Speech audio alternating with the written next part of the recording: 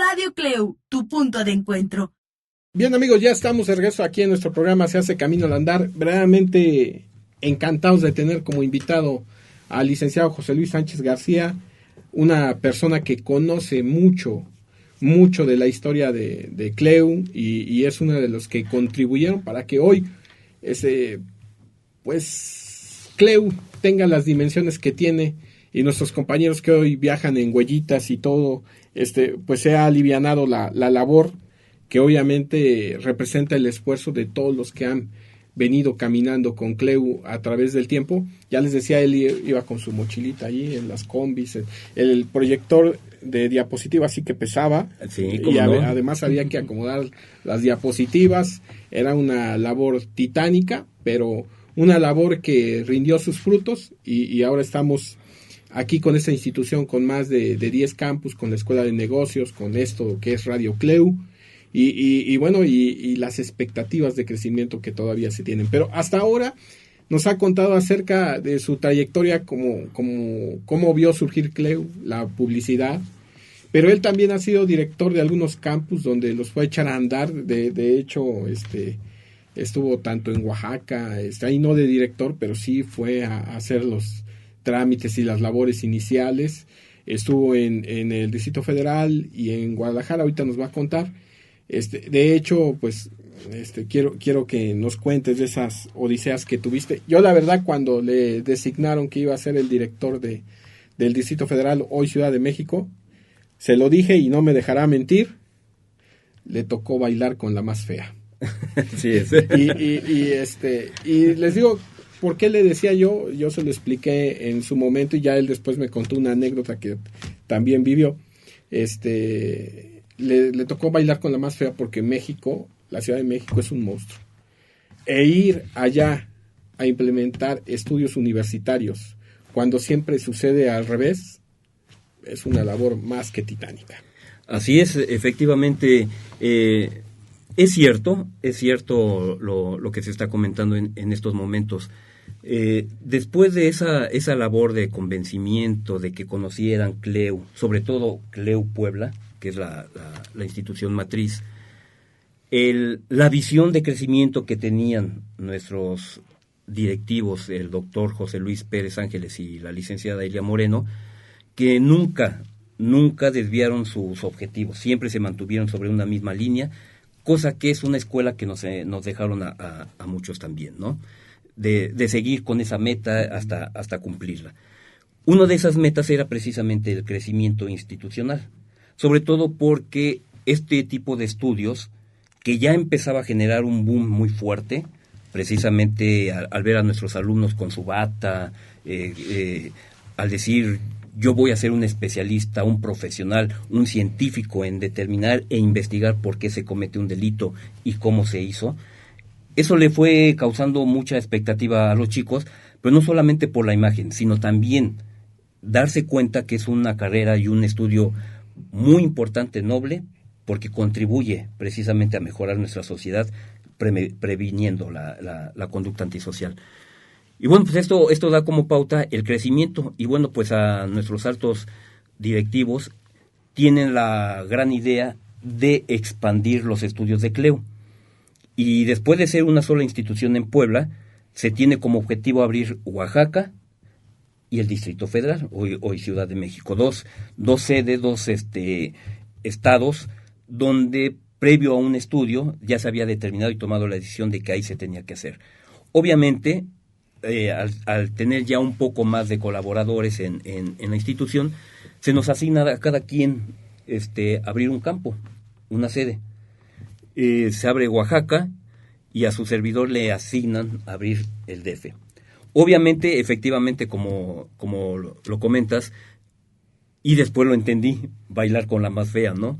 Porque si en Puebla costó un trabajo convencer a los jóvenes de estudiar esta carrera, en el DF fue todavía el doble, porque estamos hablando de una ciudad inmensa, un monstruo, donde ahí, a pesar de que no había instituciones, pero sí había profesionistas que se estaban encargando de esas áreas, ¿no? Entonces, una de las primeras acciones que se empezaron a tomar es buscar una sede. E increíblemente encontramos una sede compartida. ¿Por qué compartida? Porque al lugar donde designamos que se instalaría el plantel DF, el DF, pues estaba ocupada por otra institución. Entonces nos dieron nada más un pequeño nivel donde nos permitieron hacer ahí publicidad y pues su servidor empezar a diseñar otra vez más, a promover a la institución y visitar. Ahora aquí ya no fue escuela, aparte de ser escuela por escuela, ya no fue escuela por escuela, ahora fue delegación por delegación.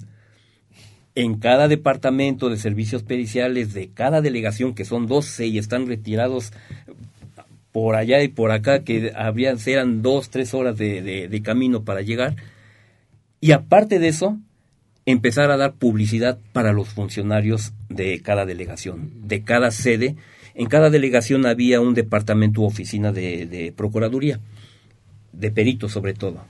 Y ahí empezar a hacer la labor. Y ahora, funcionario por funcionario, escritorio por escritorio, delegación por delegación, posteriormente de eso, ahora, si en Puebla eran muchas preparatorias, muchos jóvenes, en el DF era lo triple, ¿no? Ahora buscar todo un directorio de prepas, todo un directorio de delegaciones y empezarlos a buscar y una vez más la labor de siempre. Publicidad, alumno por alumno, joven por joven, funcionario por funcionario, delegación por delegación, hasta cómo se le hizo, pues yo les puedo decir que no lo sé cómo se le hizo, pero se hizo. No sé cómo se le hizo, pero se logró cubrir una gran parte del mercado. Y el mismo problema que nos encontramos en Puebla, pues ahora nos los encontramos en el DF, porque nos decían, bueno, estos vienen de Puebla, ¿y qué nos van a enseñar que nosotros no sepamos? Sí, así ¿no? es. Y sobre todo estamos hablando de la Procuraduría, Claro. ¿no? Pero bueno, la gran ventaja que aquí y ellos entendieron, estamos hablando de 20 años atrás, es que antes los peritos, los criminalistas, no tenían un documento que los avalara como tal. Y después de eso, después de ver la importancia que era tener un título y una cédula, pues se interesaron tanto que se inscribieron precisamente con CLEU. Yo les puedo decir que a lo mejor persiguiendo el papel, pero cuando se dan cuenta de los maestros, de la clase de institución, ya no fue nada más el papel, fue también lo que aprendieron, porque aparte de eso sí aprendieron. Sí, ¿no? sí, desde luego que sí, fue una camada importante ahí, porque eran peritos Totalmente. de la Procuraduría, realmente era un ejercicio fuerte, porque sí, al principio llegabas y como que decían, ¿qué nos van a enseñar estos tipos, no? Sí. Pero después se iban convencidos de que sí tenían algo que aprender sumado a las experiencias que ya tenían. Claro. Oiga, licenciado, yo quiero, perdón, que le interrumpa.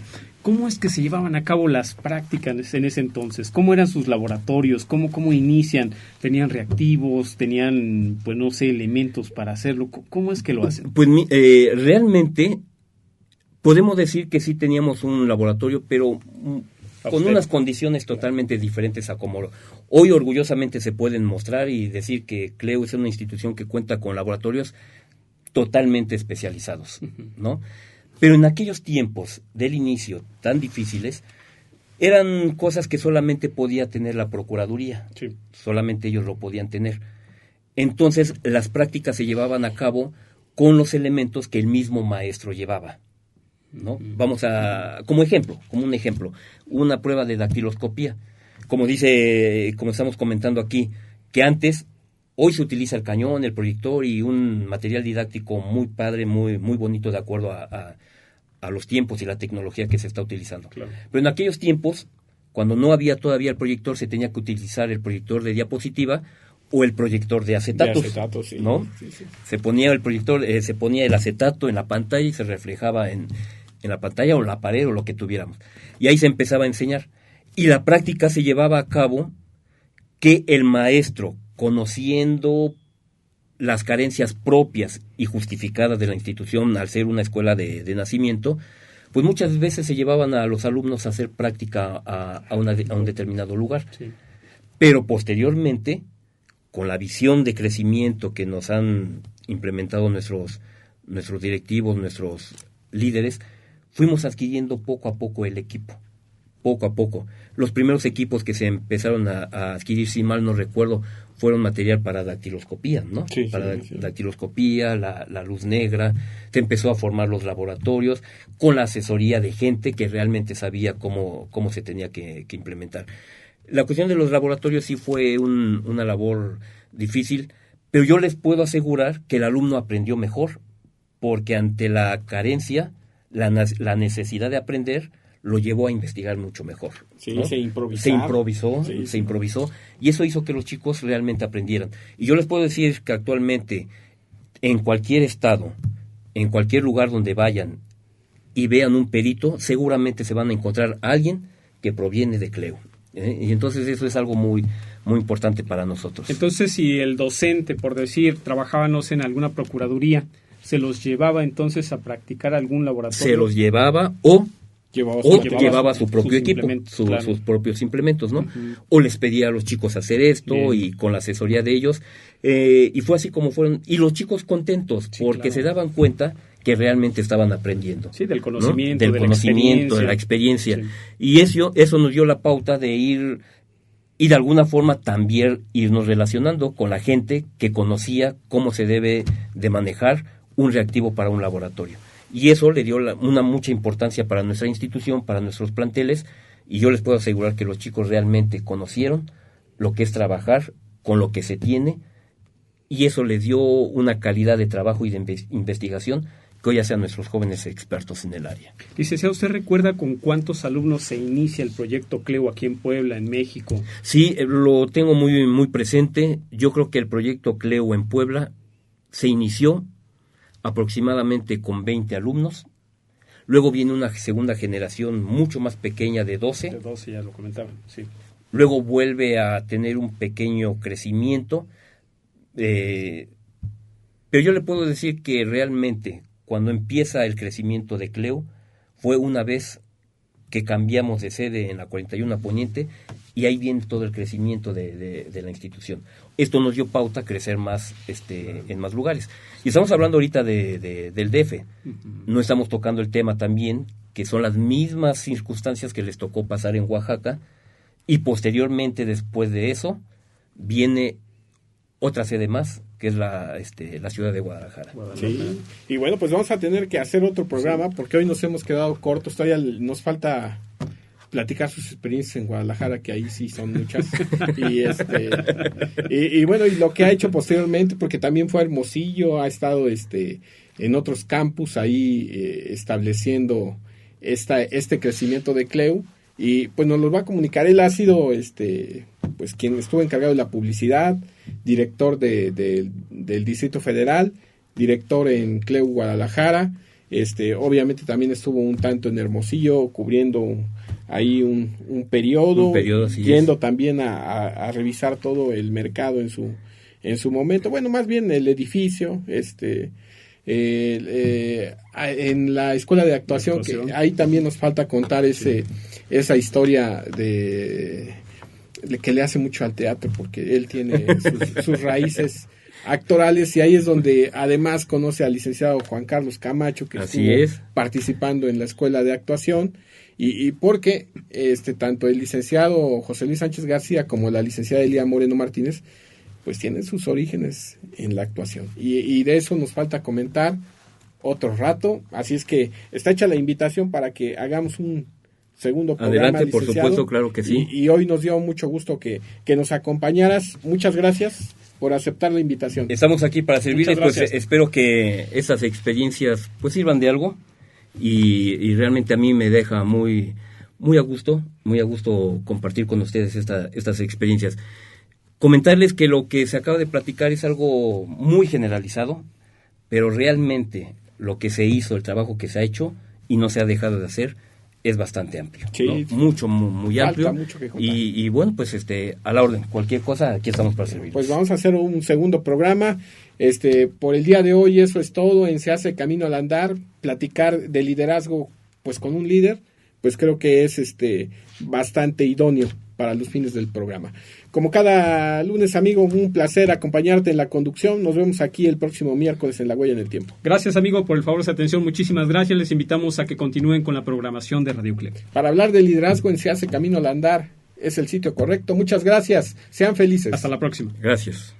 Radio CLEU, tu punto de encuentro.